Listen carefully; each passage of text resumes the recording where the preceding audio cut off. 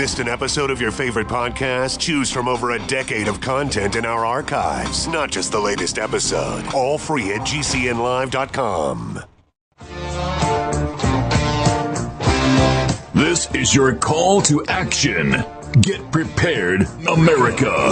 Economy, survival, energy, disasters. This is USAPrepares.com. Informative radio, educational radio. Interact now by emailing instructor@USAPrepares.com or text at 434-390-7953. Class, please take your seats. Now, your instructor, Vincent Finelli. Everyone all set, cocked, locked? Here we go. Your dial set correctly. To USA Prepares. We're delighted you're with us today. We broadcast 2 hours from high atop the Missouri Ozark Mountains, Monday through Friday. And if you'd like to call us, we'll pay for the call. 866-582-9933, 866-582-9933. My voice is slowly coming back. Slowly. And engineering for us today is Blake. And, you know, at GCN we've got a lot of talent. A lot of talent. Now, Blake normally is in the human research department at GCN, and here he is with us today, engineering the broadcast at USA Prepares. Thank you so much for being with us, Blake. And Guineith Isaacs is with us. Welcome, Guineith. Hello, Vincent. How are you this morning?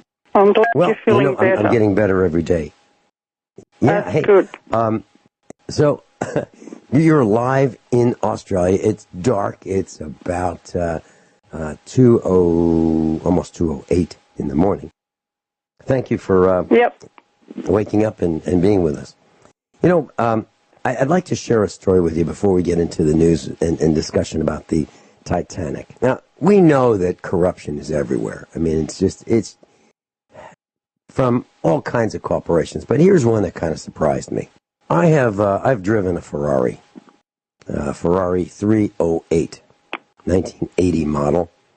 And I got to tell you, it's a piece of junk. It's actually a race car with a beautiful body. But in terms of the seats, they're junk. Everything. If you drive a Ferrari 308, you know, you get more miles per mile with a Ferrari. An old, vintage, antique, if you will, Ferrari. But in terms of reliability, it's really not there. You know, if you want the windows to go up and down, it's kind of a wish. If you want the heating system to work, it's a wish. If you want to stop leaking, it's a wish. You actually don't even sit forward in it. You sit slightly rotated to the right because, heck, the front wheel is in the way of where your feet should be. So to make room for the front wheels, you have to sit a little bit turned to the right. So it really is a piece of junk, in my opinion. However, it's beautiful. It's art. It is, you know, it literally is a race car, but it's not designed to get you back and forth to work. That's for sure. Anyway, so there's an article in the Daily Mail about Ferrari. And Ferrari corporate headquarters confesses. Now, they knew, corporate Ferrari in Italy knew that dealers were rolling back the odometers of used Ferraris to increase the resale value. Ferrari. Now, it's not like Ferrari is everywhere. You just can't go, you know, to any place you want and buy a new Ferrari. What I'm saying, it's not like General Motors, Chevrolet, Ford, Chrysler, you know, Dodge. They don't have dealers in every city. So Ferrari has this application, this software program, and I'm going to spell it for you. DEIS, next word, tester, T-E-S-T-E-R. So there's this program that the dealers have access to called DEIS Tester, and you can use it and reset the odometer. So you go to the Ferrari dealer and the guy goes, hey, this doesn't have very many miles and that's unbelievable. Low mileage. Just look at the odometer. Low mileage. No kidding. No kidding. So how much do they lop? When they take miles off the odometer, they vastly increase the price that they can sell these used Ferraris for. Now, I'm not talking about an old 1980s vintage Ferrari that, might be worth, I don't know, 20, 30, 40,000. I'm not talking about that. I'm talking about one of these $1 million Ferraris, okay, or a $4 million Ferrari. And here's a guy who owned one. Let me make sure I get his name right, because I'm sure he's going to want to sue me after this one. Okay, so here's a smiling guy, and he is a former owner of a Ferrari, and his name is Stephen McMillan. And if you look at him, you'd say, "Gosh, look at that nice pearly white teeth." He's got graying hair, and he's got his suit on and a nice tie and a white shirt. He looks like the epitome of CEOs in the United States. Now, he's the retired Sara Lee. Let me say it a different way. Sara Lee. Those guys make food stuff, right? Sara Lee, and you think, boy, that's a quality product, Sara Lee. So the former CEO of Sara Lee, and I want to make sure I get this absolutely right. Well, he was involved in the rollback of a Ferrari that he was selling. He was involved in the rollback. So he paid a mechanic to roll back the odometer. Now, you just can't pay any mechanic. You got to pay a Ferrari mechanic, because you got to have access to the Ferrari software. And in order to do this, you have to have what's called a green light or a go-ahead from Ferrari corporate. So Ferrari corporate's involved, the dealership's involved, the mechanic's involved, and the former CEO of Sara Lee is involved in rolling back the odometer of this guy's Ferrari so he can get more money for it. Who would trust Sara Lee for anything after this? Who? Not me. I've crossed Sara Lee off my list. I wouldn't buy anything from them. Why? Because the guy who was the former CEO, Stephen McMillan, is a crook. He's a crook. Gosh, it's everywhere. And it makes me sick. We can't trust anybody. Nobody. Didn't Sara Lee have a scandal a few years ago over what was in their pies? I'll look that up. It's a vague memory. But if you just want to look it up on the internet quickly, I think that you might find the story. I'll do it right now. Yeah, just a vague memory. Please continue It might not be right, but, it's absolutely right.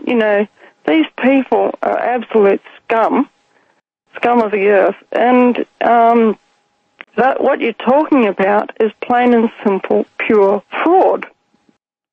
And, where I grew up in New Zealand, there was a scandal where the car dealers were rolling back the meters of the cars, and some of them lost their dealership licenses for that from the government. And in that case, the government, did the right thing for a change. But that's what should absolutely happen here. They should lose their legal right to continue selling cars. Absolutely. Yeah. Absolutely. Well, here are the first two search results on a search engine. I typed in Sara Lee, S-A-R-A, space L-E-E, comma, scandal. And first result is from Fortune.com. A sex scandal is in the mix at Sara Lee. September 6th. That's the first headline. Second headline, CBSNews.com, August 2001. Meat scandal at Sara Lee. Meat safety graphic, AP, Associated Press. Let's see. Bill Maher, plant manager in Michigan, knew they were shipping tainted meat. Link to 15 deaths. Wow. That's right. So I knew that. I thought to myself, no, they were selling dodgy pies a while back, and knowingly so. Isn't it funny how things somehow just stick in the back of your memory like that? Yeah. And I don't think I've bought Sara Lee pies in many years. Uh-huh. Mm-hmm. Yeah. Here we go. Managers, boy, I hate it when these websites keep moving up and down the page to add more and more and more and more and more advertisements. Managers at and this is CBSNews.com. Managers at Sara Lee's Bill Maher plant in Michigan knew they were shipping tainted meat, later linked to 15 deaths. CBS News correspondent Cynthia Bowers reports. And they also have tried to cover it up. Gosh, is anyone surprised? I wonder if Mr. McMillan was involved with that particular piece of work. Yeah, I wonder if he was a CEO at that time. I wonder if he was, or if he was in management. Mm-hmm. All right, let me continue with what this article says. A federal meat inspector told Agriculture Department investigator Bill Maher managers were aware that the plant had increased levels of listeria about eight months before the nationwide listeria outbreak that began in the fall of 1998. Management intentionally, let me say it a different way, management intentionally skirted the law and shipped meats without testing them, the inspector said. Goes on to say, according to statements given to federal investigators and obtained by CBS News, employees who discussed the problem were told, quote, loose tongues sink ships, unquote. Now that's a term from World War II. Loose lips sink ships. Loose lips sink ships. And what they're saying is, don't talk about where the ship's going to be, when we're going to dock or where we're headed or those kinds of things, because if you talk about it, the enemy might find out. They've got spies everywhere, and they may send a submarine with torpedoes and sink the ships, or dive bombers to sink the ships, or other ships to sink the ships. So the term that they used at Sara Lee is loose tongues sink ships. They didn't even get that right. Boy, oh boy. I'm not buying anything from Sara Lee, and I guess I'm going to post a note on our refrigerator. It says, I need a list of all these companies we're not going to deal with. Sara Lee, you're on the list. We're talking about fraud perpetrated all over, everywhere we look. Right now, it's about Ferrari. And so there's a guy by the name of Bud Root, B-U-D, first name, Root, R-O-O-T, last name. He's a former showroom salesman. He turned out to be a whistleblower. He claimed he was fired after discovering the device which enables Ferrari mechanics to roll back the odometers. And he questioned this, and he was fired. He was questioned. Wow. Questioned, he was fired. So, naturally. So here's what he did. So this guy spent 22 years selling Ferraris. 22 years. Wow. And at a local dealership in Palm Beach, Florida. And he discovered that he was fired after discovering the use of the odometer rollback device. And he explained in court papers that the practice, which only occurred if Ferrari headquarters green-lit electronically, if Ferrari green-lit the procedure for that particular vehicle, the odometer was electronically rolled back to unsuspecting buyers who were paying artificially inflated prices because they were believing that they were buying a lower mileage Ferrari than they actually were. Okay. That's amazing. So in the lawsuit, I'm not surprised. The guy who was fired, a salesman, claimed that McMillan, the former CEO of Sara Lee, allegedly paid off one of the dealership's mechanics to decrease his car's mileage. Now, the multimillionaire who once made the news, that we're talking about McMillan, the former CEO of Sara Lee, the multimillionaire McMillan, who once made the news when he allegedly reneged on a promise to hire a woman at Sara Lee. Why? Because the woman would not have sex with him.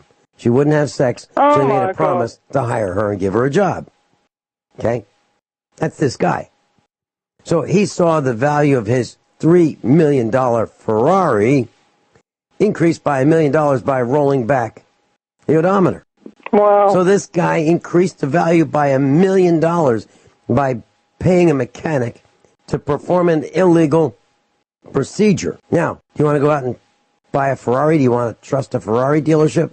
I don't think so. How can you? How can you trust Ferrari when the manufacturer is in cahoots with the dealers to roll back the odometers to increase the price of the Ferrari used. Wow. How about J.P. Morgan? Now we know. It's everywhere. It's everywhere. Now, I was going to wait till Friday to tell us, but I guess I'll tell it now. Dear.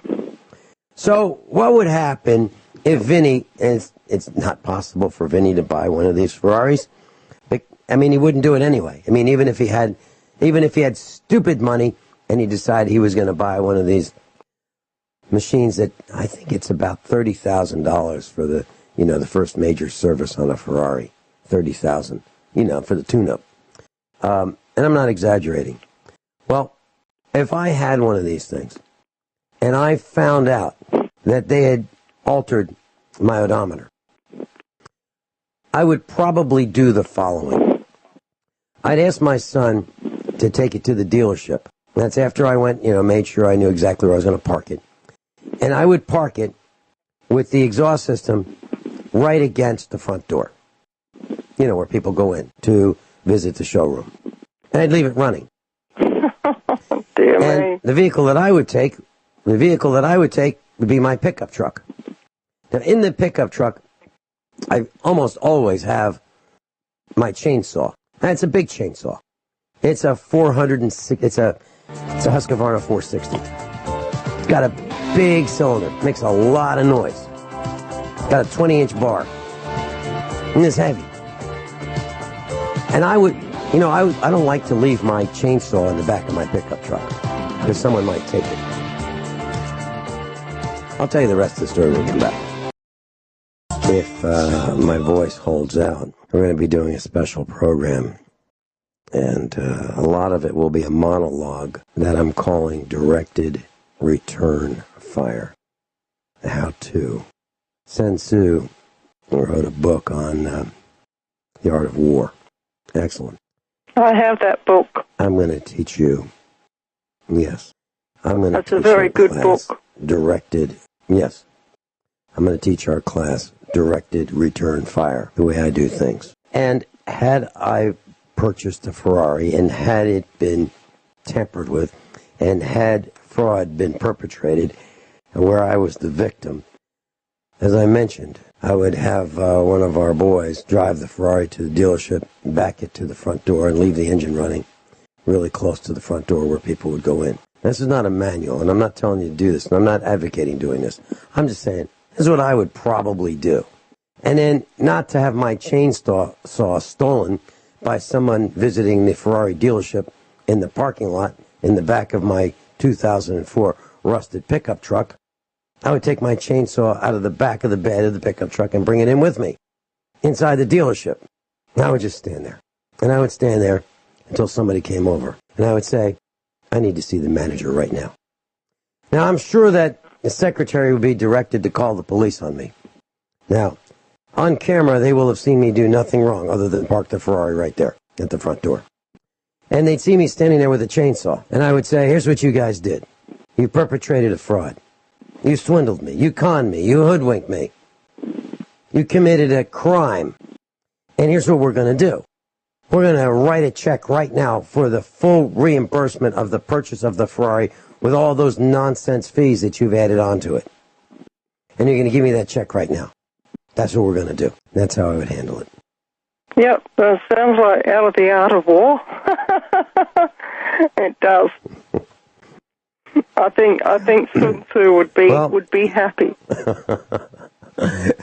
Well, I'll just tell another little story. My car was towed in California and I couldn't find it. It was towed out of the apartment parking lot where I was living at the time back in 1980. And no one seemed to know where my car was at the company that towed my car away. And they had 4 lots. And this was in San Jose, California, Silicon Valley. And I called up the office and they said, well, we really don't know where it is. And then they told me that, well, it's probably in North San Jose. So I went there. And I don't remember exactly, but it was like one end of town. And then it wasn't there. So I called the guy up again and he said, well, probably South San Jose. And I went there and it wasn't there. And then East San Jose. And I went there, and it wasn't there. So I called this guy, and I said, I want my car. And he said he didn't know where it was. And I said, well, how about the boss? He's not here. I said, okay. Well, if your building was on fire, would you be able to get in touch with your boss? He said, yeah. That's okay. I said, I know where you are. And if I don't hear from you in 2 minutes as to where my car is, I'm going to drive the car I'm in right now, right through your front window. You got 2 minutes. 2 minutes later, I got the message to where my car was. Sure enough, that's where it was. Sometimes you have to say things like that. And on Friday, I'll tell the rest of the story. It gets less pleasant from there. Because the guy who had my car inside a concertina wire chain link fence wanted cash for me to get my car out. That's after I spent the entire morning trying to find out where my car was. I really was not a happy camper. There's a movie called Falling Down. And in the movie, I believe it's Michael Douglas is the main actor there. And everything's going wrong. Everything is going wrong. Nothing is going right for this guy. And he loses it. And that's about where I was when this happened. And on Friday, I'll tell the rest of the story about, some more about directed return fire, the way I do things. Now, the risk of me doing this is people are going to say, I can't believe it. I can't listen to that guy anymore. He's crazy. He's out of control. He might be like that when I'm near him. So I'm going to do it anyway. I'm going to tell you what I'm really like. And it's not like I'm saying, let's start a war. It's not like I'm saying, hey, let's beat up on that guy in the corner. There's 12 of us and there's one of him. Let's go get him. It's not like that. I'm saying, when it appears that I'm the victim, this is what I do. This is how I handle things. Quickly. Very quickly. And so far, it's always worked. So I'm going to teach a class in directed return fire. Now, I'm sure that the alphabet agencies are listening to me and they're saying, boy, this guy, he's dangerous. We got to get him in a straitjacket, before he hurts himself or someone else. Listen, you guys, I don't cause problems, but you don't want to back me into a corner. You don't want to do that. Because when I'm backed into a corner, there's only one way out. That's through it. So that's the chainsaw answer. Gwyneth, one of the things we're going to talk about is the Titanic as an example. It actually fits in really well with everything that you have just said. The Titanic was billed as an unsinkable ship when in reality, Mr. Andrews, who was on board the Titanic, when it sank and went down with the ship, when he was actually questioned by, Mr. Andrews, there's a line in the Titanic movie, and it actually was overheard to have been said by Mr. Andrews when Captain Smith was interviewing him. And Captain Smith said, I thought you said the ship was unsinkable. And he said, we are on a ship on the high seas, and I assure you it can sink. It will sink. It's going to sink. And that's actually a line that was actually spoken. That was overheard by people who were standing nearby. And probably wasn't meant to be overheard, but oh well, there we go. And I'll tell you how it goes. You were talking about the Ferrari getting its clock wound back, okay? How the Titanic was designed, there were chambers in the hull of the Titanic that were supposed to be airtight chambers, where if one chamber was breached, then it was going to be no big deal. There's just one slight problem, that when the Titanic was built, I'm not sure, I can't remember the proper name, but the walls of the chambers going up to the bulkhead, going up to the deck above, okay, they were supposed to be going all the way up to the bulkhead and be welded to the top of the deck above, to the bulkhead, okay? Those walls stopped 18 inches or thereabouts from the top of the bulkhead. It's almost, it's not having a ship that's designed not to sink. It's almost as if they made this ship so that it would look as if it was unsinkable, so that anyone who did a tour of it would think this is a great ship. You know, look at these chambers. They're going to fill. If one of them's breached, it's going to fill. It's not going to sink the ship. But then you leave a gap, like 18 inches from the top. The thing's going to fill. It's going to overflow into the next chamber. And that's exactly what happened, and that's how the Titanic sank. One of the chambers was breached by an iceberg. It filled with water. It overflowed at the top into the next chamber, and so on down the line. And yes, it took a long time to sink, but it sank. Now, it gets very, very interesting, because you'll never guess who the major shareholder was, who owned 50% of the White Star Line back in the day. It's actually one of your very favourite corporations in the whole wide world, Vinny. You know who it was? Personally, sure, Mr. J.P. Morgan. J.P. Morgan. Yeah, and he missed the voyage, didn't he? He missed the voyage. He was late for his departure. These guys are never late for shipping departures. Yep. And the house that Mrs. Finelli and I first bought together was purchased by a vice president of, nonetheless, J.P. Morgan. Yeah, we're talking about another fraud. You know, the Titanic, the Royal Majesty ship, Titanic, RMS Titanic. Maiden voyage was April 10th, 1912. And it was the ship that was billed as unsinkable. There were estimated about 2,200 passengers on board and crew. More than 1,500 died, and it was one of the deadliest commercial peacetime maritime disasters in modern history. It was operated, as Gwen said, by the White Star Line, and it was an absolute disaster. It's a magnificent-looking ship. 4 smokestacks. I mean, it looked pretty impressive, no question about it. The thoughts are, how much did it cost? Well, in 2017, Federal Reserve accounting unit dollars, frauds, $300 million. Wow. And how much extra money would it have taken to put those little bits of extra metal onto the top of those chambers so that the bulkheads went all the way to the top? Mm-hmm. It would have saved everybody's lives. Yeah, and it would have behaved as designed, right? Yeah, absolutely. Because there's actually another design of ship, which is also a British design, okay?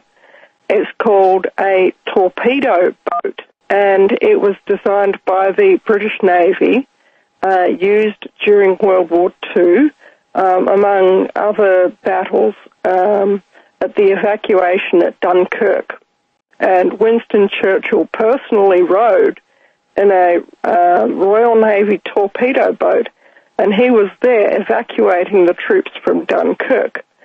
Now, when I was younger, I actually owned a torpedo boat.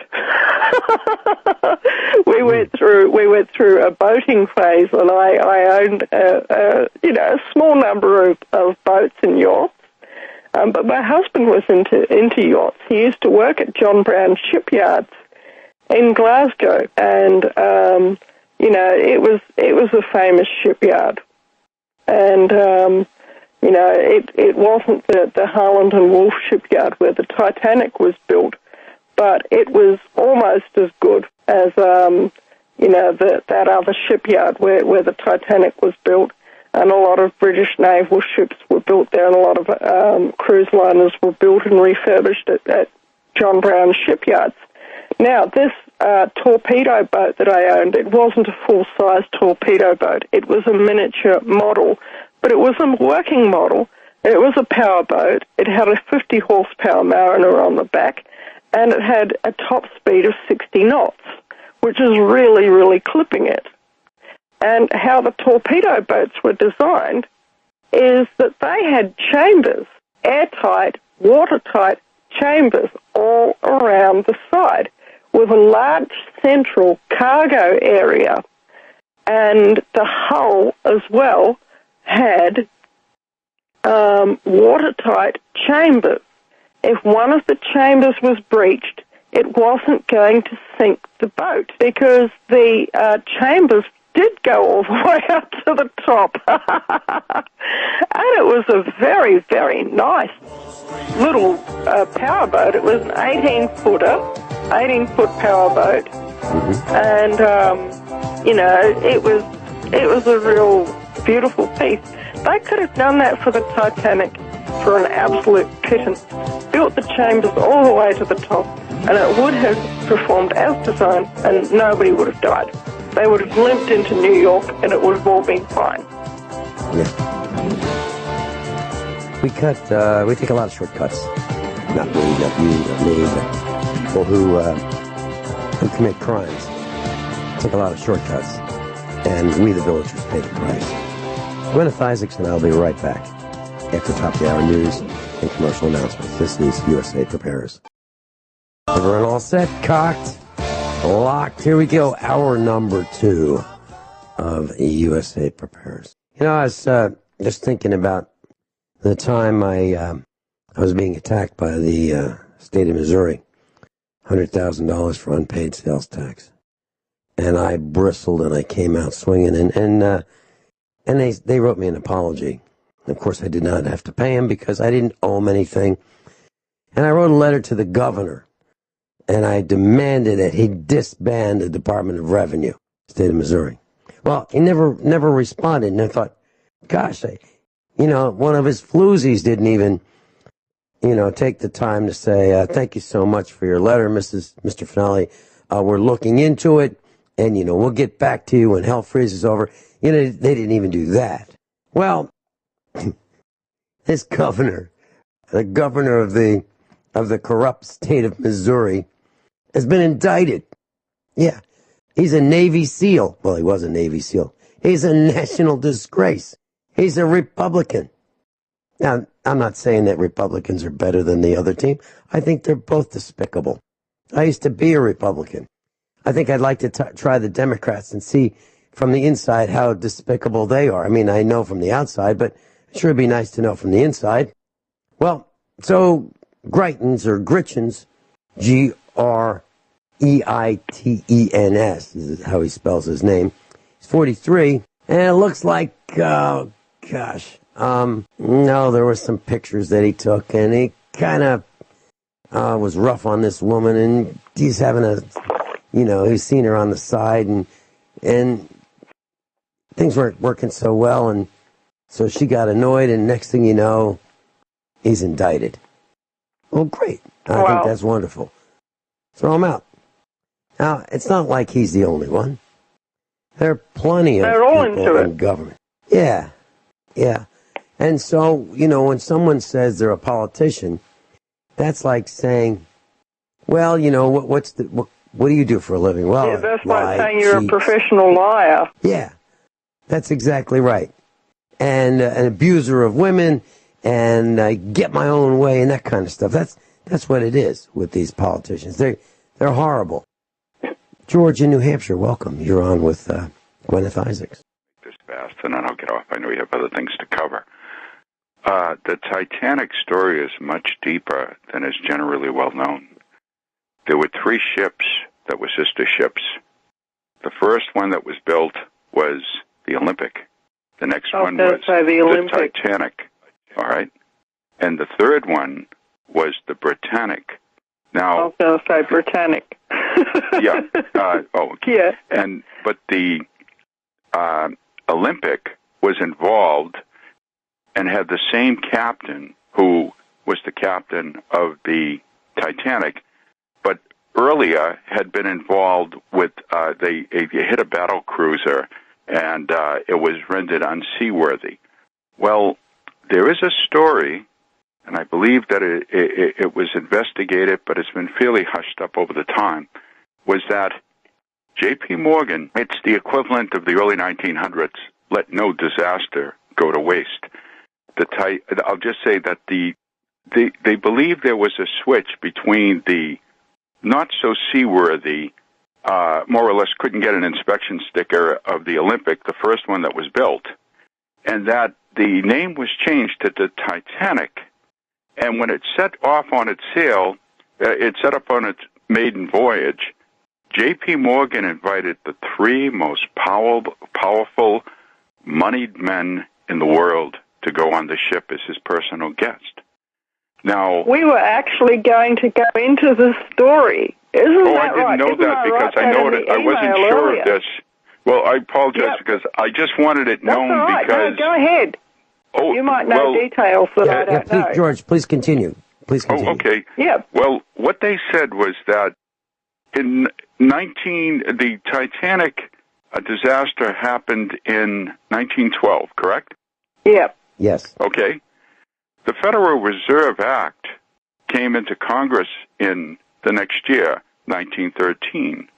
J.P. Morgan was one of the backers, but he also knew, in his little consortium of individuals who wanted the Federal Reserve, knew that they were going to be met with very severe opposition by these three moneyed men when they sprung their plan into action because they had the most to lose. Now, when that ship went down, all three of those most powerful men of the time in finance went down with the ship. J.P. Morgan surfaced in France in about the better part of a week later, where he had spent time with his mistress. He never had any intention of going on that ship, as you said. He just happened to arrive late. And in one fell swoop, he not only got rid of a ship that was a liability and would cost a pretty penny to basically refurbish, and at the same time got rid of his three powerful competitors who would have possibly overturned and prevented the Federal Reserve, which is basically just the cartels basically stealing and ripping off peoples and nations since that time. And at the same time, he gets the insurance money from the Titanic on a ship that had already been paid off, was not rendered seaworthy, and then the Titanic appears later as the Olympic, and I believe it was one of it, maybe it was the Britannic or it might have been the Olympic, was used as a troop ship in World War I, which was also part of the plan with long-reaching consequences. You can see what it's done to our world and how it's reached up, financially, militarily, and so on. And that's all I'll say, because I don't want to interrupt, Guineth's, recitation on this. That's great. And you did have extra details that I didn't know, but we were going to go into that next, and I wrote that in the email earlier. Isn't that right, Vincent? No, that's correct. I didn't know. George. Yep. I believe what you're saying is the Olympic was the ship that could not get a classification as seaworthy. Is that correct? Yes, because of the collision and that they did a switcheroo of the names. And so that the they could get paid off. And the Olympic was... I didn't know that. Are you saying the Olympic became the Titanic? Is that right? Yes. Okay. So the Olympic and the Titanic are the same ship, both not seaworthy, both or the renamed Olympic, which became the Titanic, was billed as being unsinkable. Well, since there were three sisters, sister ships in all, it's like one sister might get all the press, whereas the other sisters, for whatever reason, might be basically pushed into the background. And it might have served a purpose doing such a thing. But I will say that, in other words, some ships were they had the expression an Ascension Day mission in the military, I think the German military, and what it meant, in other words, you had no chance of coming back. It was a one-way mission, and they were going to make sure that you didn't come back because it was already prearranged that the very same captain who was involved in the first ship he captained, and he collided with a battle cruiser, strangely enough, collides with an iceberg the second time. Now, either he's jinxed, or it's just a coincidence, whichever it may be. I heard a theory a long time ago, and I can't remember where I heard it, but that Captain Smith was actually friends with a famous magician of the day who specialized in hypnotism, and that was a possible answer as to his irrational behavior, was that he was actually hypnotized, and it was you get these whacked-out mind control SSRI guys, and they just go out and kill a bunch of people. They didn't obviously have SSRIs back in the day, but they certainly had hypnotism, and hypnotism has been proven over and over and over again to be an absolutely lethal weapon. The guy who is under hypnotic control, he'll go out and he'll do the most irrational, dangerous stuff and then not remember anything about what he's done afterwards. And Smith's behavior on that evening would tend to suggest somebody who was under some sort of hypnotic control, because it was just totally irrational that he was like, no, we're going to go full speed ahead and then I'm going to leave the bridge, all right? See you later. Who does that? You don't do that. He left the bridge. But wouldn't that be also unscrupulousness, like you say, the same thing with Fiat, or the same thing with Roosevelt with Pearl Harbor, and so on down the list?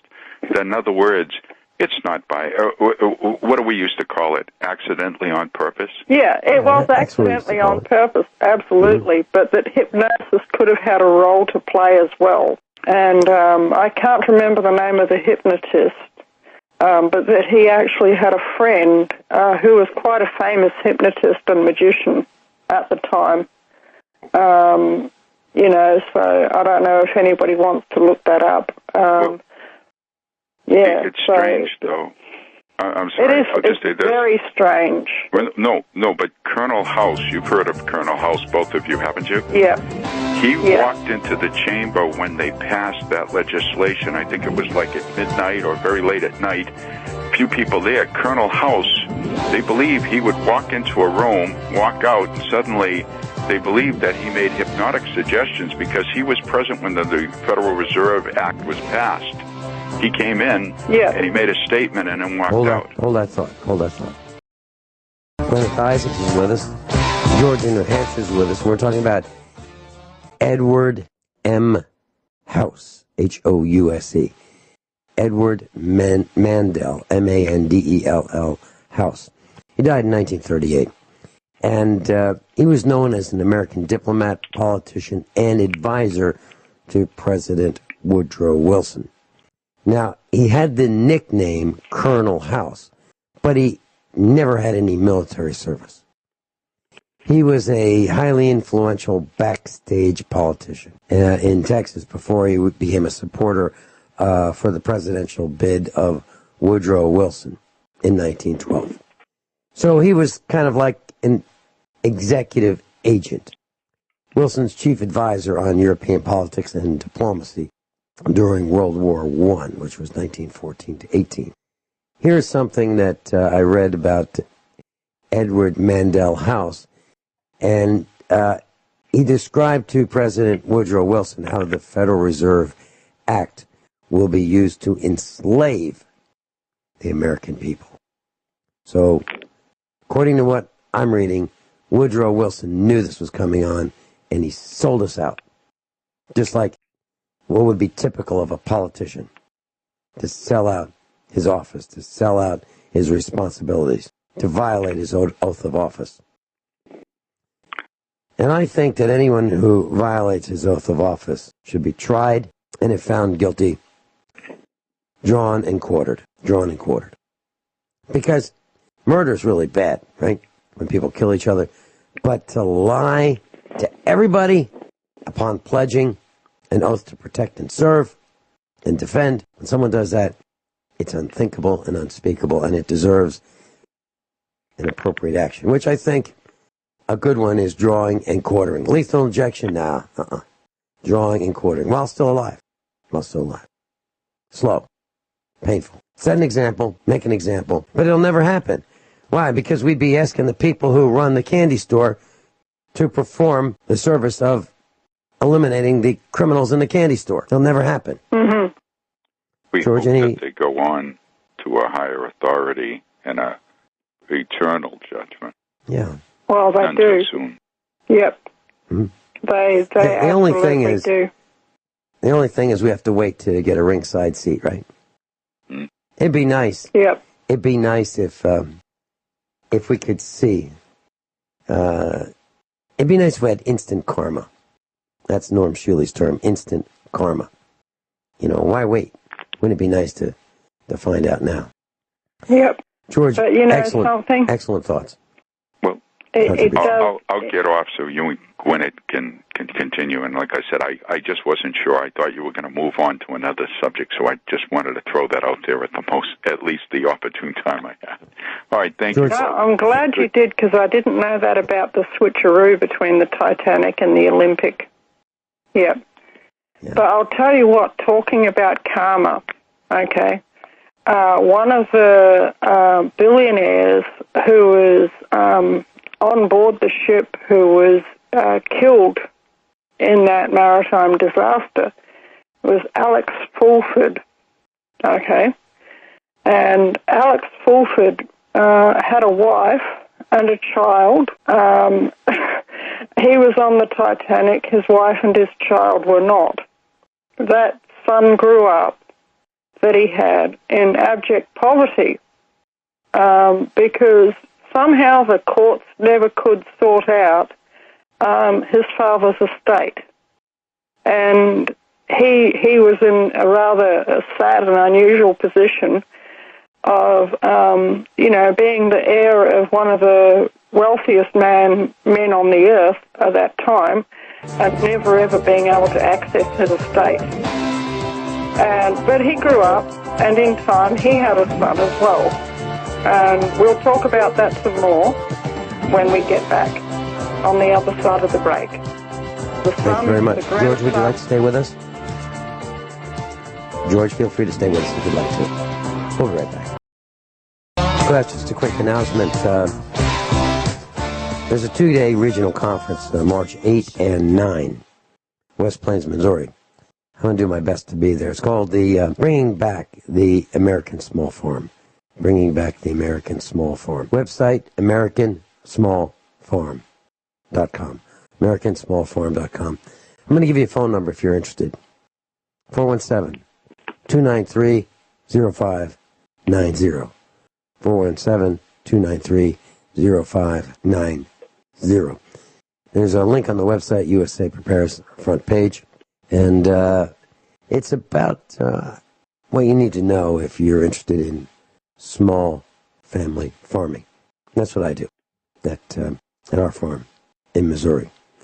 That's what Guineith Isaacs does in her farm in Australia. We're both small family farmers. Okay, Guineith, you were talking about Alex Fulford. He was killed. His son survived. What's the rest of that story? Yep. His son survived, had the irony of being the son of one of the wealthiest men in the world, and yet his mother was constantly penniless because the estate was mysteriously tied up in the courts for years. And I don't think that he ever came into his estate, actually. He was a small boy when his father died. But he grew up and he became a man, and he got married and he had a son. And his son, he named his son Benjamin.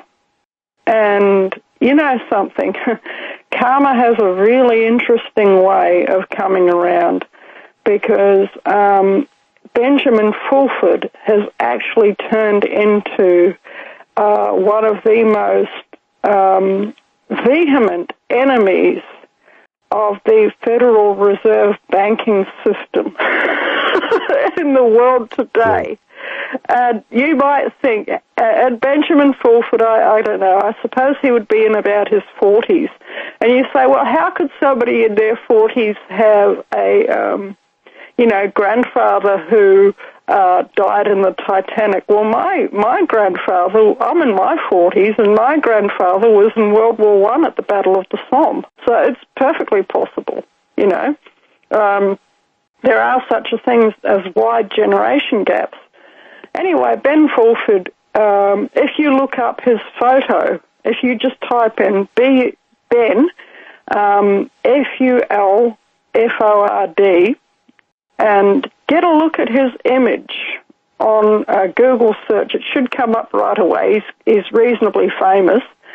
He is an absolute, he's set himself up as an enemy and a vocal advocate against central banking on this planet. And he's fully aware of who his grandfather is, and he is absolutely determined to bring down this whole Federal Reserve banking system. And you know something, if you look in his eyes, you can actually see the determination that's there. And I don't know that he'll do it on his own, but something on the inside of me says that he is in fact going to be a key player.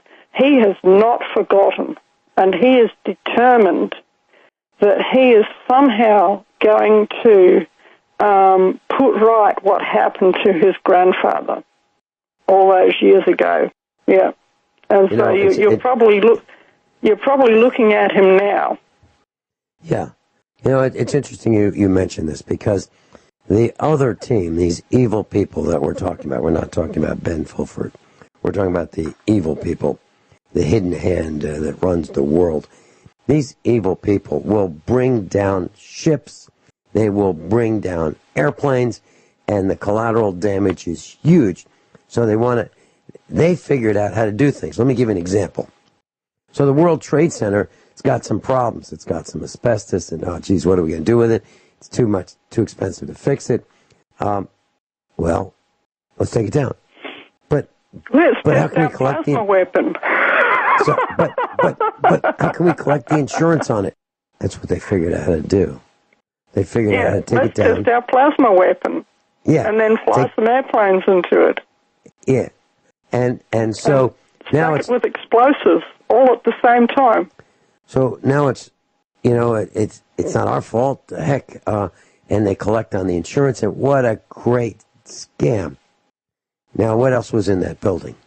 What else were we trying to cover up? So we know we had a defective building. We know that we took it down, or they took it down, and it happened to Flight 800. It's happened to many aircraft. It happened to the governor of Alaska. His plane crashes and disappears. When the question is, who's on the plane and what do they know? And I'll tell you what, it's usually somebody that they want rid of. Yeah, and you got to be crazy. You got to be crazy to get in mass transportation. Got to be crazy, because the other team is willing to kill everybody on board to get their target. Yeah, just to get you. Yeah. Yeah, that's absolutely true. So that's absolutely the truth of it. I don't fly commercially. I won't fly commercially. I'm not going to get on a ship. I'm not going to get on a train. If I can't get there under my own power, I'm not going. I'm not going. And if I can't bring my gun, I'm not going. Simple as that. Yeah. But yeah, you look at Ben Fulford and you look into his eyes, he is never going to give up as long as these central banks live on this earth, because he will never forget what J.P. Morgan personally did to his grandfather by sending him to the bottom of the ocean on the Titanic. And I don't know who the other billionaires were, but I know, and it's amazing. The other two other people who were on the Titanic were the sons of the other shareholder. There were only two shareholders in the White Star Line, apparently. One of them was J.P. Morgan, and another one was somebody else who had two adult sons. Both of those adult sons were on board the Titanic and went down with the ship. And do you know something? Their father, upon hearing that news, was in such a state, he was in such distress that he took ill and 3 years later died. And to this day, somewhere in Pennsylvania, there's an absolutely massive house that's full of the most gorgeous, artifacts that I think anyone has ever seen. They've got a high-class security system. They've got gates around it. They've probably got a fleet of Dobermans looking after the place and such like. It's well guarded. That is the mansion of the Titanic owner. But he died 3 years after the Titanic went down. He died of a broken heart. And you know something? It was so easily preventable. So easily preventable. But I believe that J.P. Morgan had a lot to do with that ship sinking. That he's got a lot to do with this ship, meaning the planet, sinking. He's currently receiving his eternal rewards at the moment, because none of us is immortal. All of us are going to go and face our Maker one day. David Rockefeller recently came before the great white throne that sits in heaven, and he's currently, in whatever eternal destiny awaits him. But unfortunately, we're still blighted with the presence of George Soros. But all these men, they're very, very, very old. And one day, they're going to go. And do you know something? Every one of us, at some stage, has to stand before God and answer for all the things that we've done on this earth. And each one of us has to live as best we can so that we don't inflict this sort of damage on other people in our own lives. That we operate in due diligence, that we do the right thing, the proper thing, so that people around us are not harmed. And if every single one of us did this, then, disasters big and small wouldn't happen. If that guy, that train that got derailed a while ago, if they still had physical men operating the line switches on the tracks, okay, that was my grandfather's employment. He was in charge of the switching station at the side of the railway lines, and he had a schedule of switches that he had to manually throw to send this train that way, that train the other way. Computers hadn't been invented yet, okay, that could do that. And he did that, and it was his employment. And, it kept him in a job, and it was an important job, and he was happy. But, now we've got, and the chances of anybody randomly coming in and just deciding that they were going to throw a particular switch and send one train barreling into another was zero. Because there's no way that my grandfather would have let that happen. And he received his initial training in the household cavalry, guarding His Majesty, riding a big black horse, wearing a big brass helmet with a ponytail coming out the top. That was his initial training. So he was military. But he was also a rail engineer, and that was his job. There was no way that anyone would have ever had the chance, because if they'd tried, he would have killed them. But they never did try, because back in the day, everybody had honor. We'll be right back. I've got a quote, David Rockefeller's quote. 1991. We'll come back. Class, if you'd like to learn more about Guineith Isaacs, go to usaprepares.com, page number 1.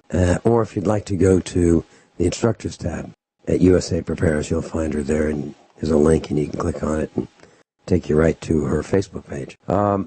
Okay. I also now have a page on Steemit.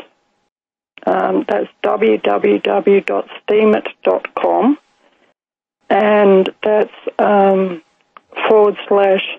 /GUINEITHISAACS, Guineith Isaacs, on Steemit. So, and I'm going to be posting there probably.